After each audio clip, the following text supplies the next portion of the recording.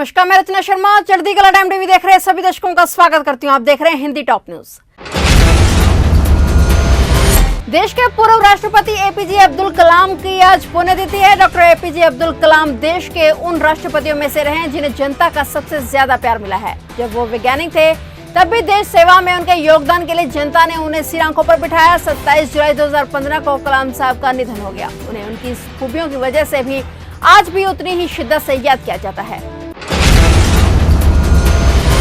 Noida international airport के शिलान्यास की तिथियां लगभग तय हो गई हैं। प्रधानमंत्री नरेंद्र मोदी अगले महीने 22 से 25 अगस्त के बीच किसी भी दिन जेवर एयरपोर्ट पर भूमि पूजन करने पहुंचेंगे। इस मौके पर मुख्यमंत्री योगी आदित्यनाथ भी उनके साथ मौजूद रहेंगे। कृषि कानूनों के विरोध में किसान संगठन ने अपना मोर्चा तेज कर दिया है। इस बीच किसान संगठनों ने अब यूपी के मुजफ्फरनगर में किसानों की महापंचायत बुलाई है। यह महापंचायत 5 सितंबर को होगी। बता दें कि यूपी में होने वाले चुनावों के मद्देनजर किसान संगठनों ने इस महापंचायत का ऐलान किया है। वहीं किसान नेता राकेश टिकैत ने भी चुनौती देते हुए साफ साफ कहा है कि दिल्ली की तरह ही अब लखनऊ को भी घेरने की तैयारी है। दिल्ली की सीमाओं पर कृषि कानूनों के विरोध में किसानों का प्रदर्शन लगातार जारी है। वहीं जंतर मंतर पर किसानों की संसद आज चौथे दिन भी जारी है। 200 किसानों का जत्था रोजाना जंतर मंतर पर पहुंचकर कृषि कानून का विरोध करता है और रोजाना शाम 5 बजे तक किसानों की संसद चलती है और इस दौरान 200 किसानों का जत्था बसों में सवार होकर बॉर्डर पर लौट जाता है।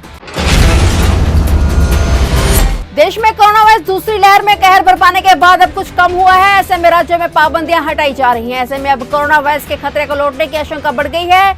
ऐसा इसलिए भी कहा जा रहा है क्योंकि देश के टेस्ट पॉजिटिविटी रेट महज एक हफ्ते में बढ़कर दोगुनी हो गई है। बीते 24 घंटे में भारत में 132 दिनों बाद 30,000 से कम नए मामले दर्ज किए गए हैं। हालांकि 400 से अधिक लोगों की मौत भी हुई है। वहीं 24 घंटे में देश में एक्टिव मामलों की संख्या 124 दिनों के बाद अब 4 लाख से कम हो गई है। देश में फिलहाल 3,98,100 एक्टिव केस हैं।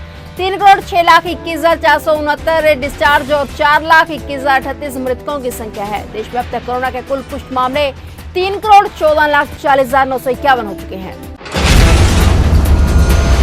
पंजाब में बीती सोमवार रात बड़े प्रशासनिक बदलाव हुए हैं। इस दौरान 11 आईएएस अधिकारियों और 43 पीसीएस अधिकारियों के तबादले किए गए।